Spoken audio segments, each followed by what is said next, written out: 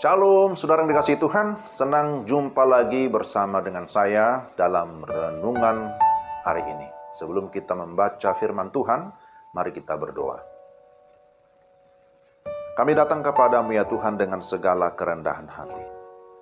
Kami bersyukur ada kesempatan lagi bagi kami untuk merenungkan kebenaran firman-Mu. Kami berdoa supaya Allah Roh Kudus menerangi hati kami, sehingga kami dapat memahami firman-Mu dengan baik. Di dalam nama Tuhan Yesus kami berdoa dan bersyukur. Amin.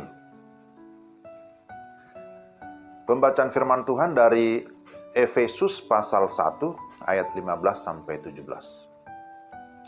Karena itu, setelah aku mendengar tentang iman-Mu dalam Tuhan Yesus dan tentang kasih-Mu terhadap semua orang kudus, aku pun tidak berhenti mengucap syukur karena kamu. Dan aku selalu mengingat kamu dalam doaku dan meminta kepada Allah Tuhan kita Yesus Kristus, yaitu Bapa yang mulia itu, supaya Ia memberikan kepadamu roh hikmat dan wahyu untuk mengenal Dia dengan benar. Demikian Efesus 1 ayat 15-17. Renungan kita saya beri tema, tidak berhenti mengucap syukur dan berdoa. Saudara yang dikasihi Tuhan, kehidupan sering diibaratkan seperti sebuah perjalanan. Selama kita hidup, maka perjalanan tetap berlangsung. Kadang juga kehidupan diibaratkan seperti air yang mengalir. Dia tidak akan berhenti selama masih ada yang bisa dialiri. Demikian pun dengan kehidupan doa. Doa merupakan kebutuhan selama kita hidup. Itu sebabnya ada ungkapan bahwa doa merupakan nafas kehidupan rohani. Tanpa doa, kehidupan rohani tidak akan bertumbuh. Doa tidak dibatasi oleh tembok, ruang, dan waktu. Oleh karena itu, kita harus berdoa selagi masih ada kesempatan. Kita tidak boleh berhenti bersyukur dan berdoa. Apa yang Rasul Paulus syukuri dan apa yang dia doakan? Dia bersyukur mendengar tentang iman dan kasih jemaat Efesus, jemaat mula-mula. Iman mereka kepada Tuhan Yesus dan kasih mereka terhadap semua orang kudus.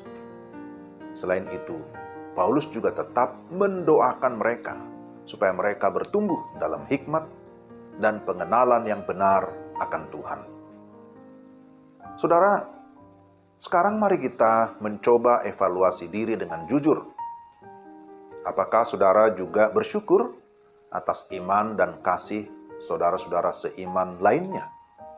Atau hanya bersyukur karena Tuhan memberkati kehidupan pribadi ataupun keluarga saudara? Saudara, ada beberapa prinsip yang dapat menjadi pelajaran bagi kita melalui bacaan kita hari ini. Yakni pertama, kita mengucap syukur bukan saja karena kita secara pribadi mengalami kasih karunia Tuhan. Nah, itu juga memang harus selalu kita syukuri. Tetapi juga karena sesama atau orang lain yang turut mengalami kasih karunia Tuhan. Secara khusus untuk iman yang menyelamatkan, yang dialami oleh orang lain, dan juga berkat-berkat Tuhan yang Tuhan sediakan bagi mereka. Terhadap itu pun kita bisa mengucap syukur.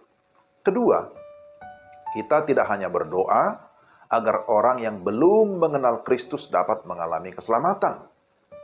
Itu memang sebuah keharusan, karena doa merupakan bagian dari amanat agung. Kita perlu berdoa untuk orang-orang yang belum percaya dari berbagai suku bangsa yang ada di tengah-tengah dunia ini. Masih 7.000-an suku bangsa yang belum mengenal Kristus. Akan tetapi, kita juga harus berdoa bagi orang yang sudah di dalam Kristus, agar mereka tetap dalam iman dan kasih, serta mengalami pertumbuhan rohani. Yang ketiga, mengucap syukur dan berdoa bukan merupakan tindakan ritual sewaktu-waktu. Kalau lagi mood misalnya. Tetapi bagi kita sebagai orang percaya, tentu mengucap syukur dan berdoa bukanlah hanya merupakan tindakan ritual atau agama semata-mata, tetapi merupakan tindakan spiritual, tindakan rohani yang dilakukan terus-menerus dengan hati yang tertuju kepada Tuhan. Jadi saudara, kita harus tetap mengingat bahwa tidak ada alasan bagi kita sebagai orang-orang percaya untuk tidak bersyukur dan berdoa. Dengan kata lain, jangan pernah berhenti bersyukur, jangan pernah berhenti berdoa. Sebab kita termasuk orang yang arogan, orang yang sombong, jika kita berhenti bersyukur dan berdoa. Hanya orang yang matilah yang berhenti bersyukur dan berdoa. Tapi selama kita masih hidup, ada alasan, selalu ada alasan bersyukur dan berdoa kepada Tuhan. Karena itu sekali lagi selama kita masih hidup, jangan mengabaikan hal yang terpenting ini. Apapun yang kita alami, tidak boleh mematikan semangat rohani kita. Justru sebaliknya, situasi, kondisi, pengalaman, keluarga, pekerjaan, pelayanan, suka, duka, hendaklah menuntun kita untuk senantiasa datang kepada Tuhan. Bersyukur dan berdoa senantiasa. Karena dengan bersyukur dan berdoa, kita senantiasa terhubung kepada Tuhan, Sang Pemilik kehidupan kita. Amin. Mari kita berdoa. Tuhan, terima kasih untuk firman-Mu hari ini. Kiranya Roh Kudus memampukan kami untuk kami dapat mengucap syukur dalam segala situasi. Tetap berdoa, karena tanpa doa kami tidak akan memiliki relasi atau hubungan yang intim dengan Tuhan. Kiranya sekali lagi Roh Kudus menolong kami dapat menjalani hari-hari ini dengan penuh sukacita, dengan penuh penyerahan diri kepada Tuhan. Dalam nama Tuhan Yesus kami berdoa dan bersyukur. Amin. Demikianlah renungan kita hari ini. Kiranya Tuhan memberkati kita dalam melakukan segala tugas-tugas kita.